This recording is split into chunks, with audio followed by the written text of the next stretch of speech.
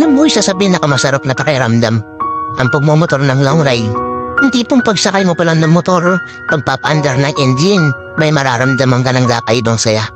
Dahil kapag nagmumotor ka na sa mahabang biyahe, talagang nakakawala ng stress at ma-appreciate mo pa ang ganda ng mundo. Yung tipong habang nagmumotor ka, masasabi mo na lang sa sarili mo na, wow, ang sarap palang mabuhay. Ang ganda pala ng mundo. Lalo na kapag ang patakbo mo ay chill lang. I-enjoy mo lang talaga ang moment. Madami kasi tayo kanya-kanyang problema sa buhay eh. Pero pag nagmumotor ka na, makakalimutan mo ang problema mo. Lalo na kapag maganda ang view, maganda ang kalsada, tapos di mo namamalayan, nagkakaroon ka na pala ng positive mindset.